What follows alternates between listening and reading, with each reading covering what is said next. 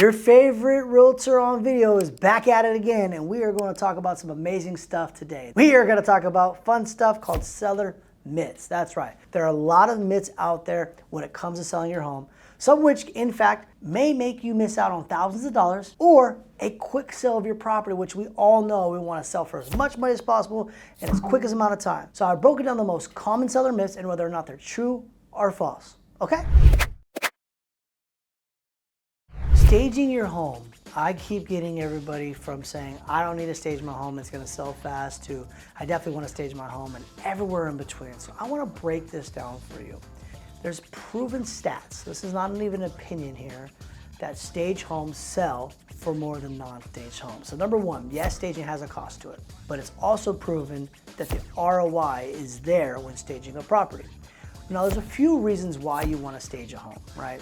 Number one, you want your home to sell fast, right? You want it as fast as possible when your house is on the market. You got a very small window to get as many people in the door to see your property and love it, right? Step one. Number two, you want the most money as possible.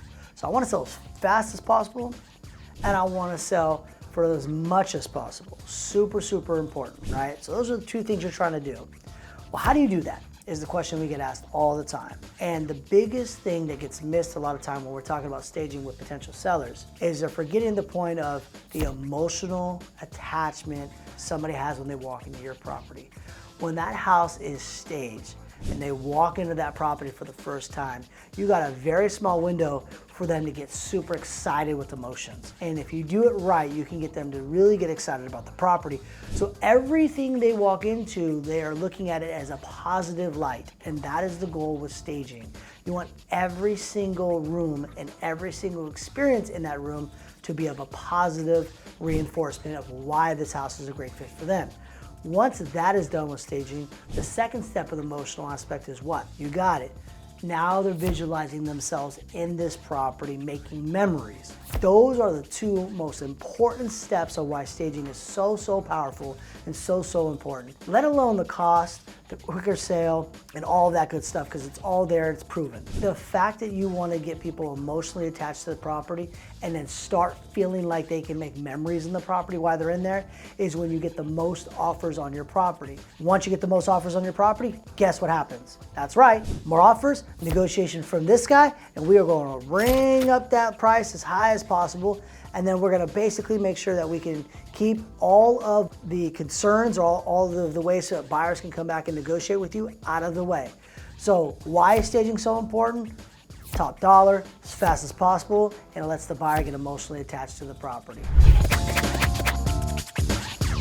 So we talked about staging. Now we're going to talk about pricing your home correctly. Now look, I understand the market is hot, this, that, and the other, or the market is cooling down, but pricing your home is still such a huge important no matter how the market is, right? Now there's three ways of pricing your home, and I want to make sure we cover all three of these correctly and for you. Number one is you could price it high, right? And kind of know you're going to negotiate, right? Like the realization is if you price high, you're coming down. Option two, you could price at which is like a market share value. And then option three, as you can probably guess, is below market value, right? And all three of these are pricing strategies, and each one of them can be used based off the follow-up strategy in the back end. Well, let's talk about all three of those a little bit more in detail, right? So let's talk about the pricing the home higher. Well, there's a few things we have to look at when pricing a home. Number one, what are buyers' expectations? So if buyers are in the market and their agent on the side is telling them, look, most homes on the market, you're gonna have to overbid, and then you price your home too high. Well, if that's happening, guess what? All they're thinking is, well, I gotta go this plus more. I might not wanna write on that home, I don't see the value of that property. The positive here is sometimes these homes take a little longer to get, but you get pretty close to your list price if you've done proper staging, proper marketing, and you've done everything else correctly. You can usually get pretty close to this, but it might take more time. Won't be as fast as other options. Option two, you can do what's called at market value. Now, market value is a good option because it gives you right where people think, you know, this is basically what I think the home is worth. This is where the comparable options look like on the market, and this is kind of where I think this home is worth. Now, if your home is really, really nice, then you might get $10,000, $15,000, maybe $20,000 more than that. Or, you know, if it's right there and it needs a little love here and there, you might lose $10,000, $15,000, $20,000. So it gives you kind of a little bit of a range, but it really allows you to kind of get an idea. Plus, it also, you get a little bit more buyers in there because at the end of the day, if it's priced correctly, I'm at least willing to go see it. Option 3 is you basically get to allow yourself the most opportunity to get as many buyers as possible. And now you're also playing into buyer behaviors here. Buyers in most markets currently in California especially feel like they need to overbid on the price of the home. So if you already know that the buyer is going to be thinking that way, you might as well price your home that way so they're not feeling like, oh my gosh, I got to do that price plus that. I don't even want to see the property. So if you're looking to get the most buyers in the market and get you the most amount of attention, the most amount of offers on your property, there's 3 major things to do that. Number 1, getting the house prepped and ready. So that means staged, any repairs, get your home inspection reports, all that stuff up front. Number 2, you want to make sure that you have a phenomenal marketing team behind you with professional photography, 3D Matterport, and really be able to get it out to the masses, not just on your Zillow and Realtor.com, but really running ads to buyers in your area that are looking to buy at your property. And then option 3 on top of that is definitely going to be pricing it lower than below market value, because now you're getting so many more buyers to your doorsteps, gives you many more options to basically write offers on your property. The more offers you get on your property, guess what? Yes, that's right. Negotiations come in and you get to keep climbing up the mountain, right? Climbing up the mountain. So all 3 pricing options do work. I would recommend usually going with below market value because it gives you the most options, especially with buyer behaviors. But stay tuned because there's still more to go. All right, the next myth is selling with or without a real estate agent. Now look, the one thing that I want to make sure we make very clear is what's involved, right? Selling involves complex, legal, keyword there, I started there, financial and marketing aspects that can be time consuming and challenging. A skilled real estate agent brings the expertise to all of these areas. The biggest thing you need to know though when you're talking about selling your house by yourself is they're there for the fiduciary duties to protect you. That is what I need you to understand completely.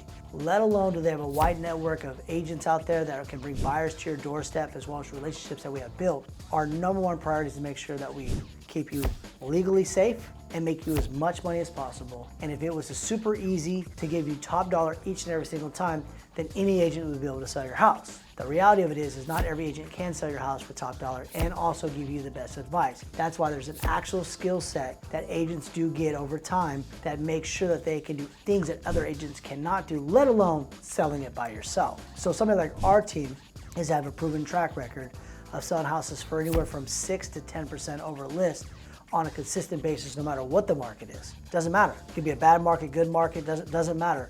We continue to be able to do that and be able to make sure we keep our clients safe with all the legal aspects of it, with proper disclosures and everything else to protect them from somebody coming back and getting them. So making sure you hire the right agent is the most important step. But selling without an agent, in my opinion, you absolutely, I can guarantee you're losing tens of thousands of dollars because you don't know all the negotiations of the contract, you don't know exactly where the leverage points are in the negotiations, and you're basically just trying to get to a certain point. And once you get to that point, you're gonna say yes. Most experienced real estate agents that negotiate on behalf of you, they don't wanna get to the point that you wanna get to. We wanna get beyond that. That's where our value proposition comes in. So just know at the end of the day, selling with or without an agent, in my opinion, should never even be an option.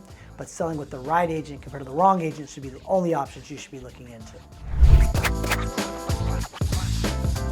Renovating everything will guarantee a higher seller's price. Myth number 4. You can renovate a whole entire house and spend $100,000 and you'll never see the ROI. Even though the concept makes sense, my house is beautiful, I spent the money, everything is great. But renovating a house to get ROI has a lot more to do with the area and what the actual buyer is looking for. A lot of times you can cut a lot of cost out because some buyers in certain areas want to come in and do it themselves. So you really want to make sure that when you're doing any sort of upgrades to a property and renovating a property, you're doing the least amount of work with the least amount of money with the highest return. That is the recipe. Not the most amount of work with the most amount of money with maybe an ROI at the end, because it's just not how it works.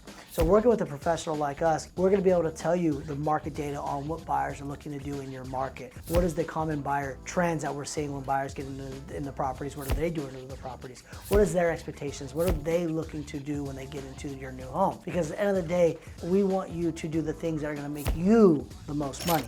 Remember, you make the most money when selling a house, and we need to make sure that at the end of the day, it comes down to a bottom line. What is my net profit after all costs and expenses? And that is what we're really going to look for when we're fixing up houses and making sure we remodel them to a certain extent. Absolutely should do something to your house. We don't know exactly what that is. We'll walk the property with you, but I promise you at the end of the day, we're not there to try to spend your money. We're there to try to save you money and make sure the things that you do spend on really do make you an ROI. I hope you enjoyed this video on seller's myths. I enjoyed doing it. As always, if you're looking to sell your house in East Contra Costa area, please reach out to our team. Our team is proven track record, have shown how we can protect you with your fiduciary duty, save you from any legal aspects, make you as much money as possible in the fastest amount of time. And I'm not just telling you about it, I got data to prove it. If you have any questions, you want to know more about the information I'm providing you, my number will be in the description below.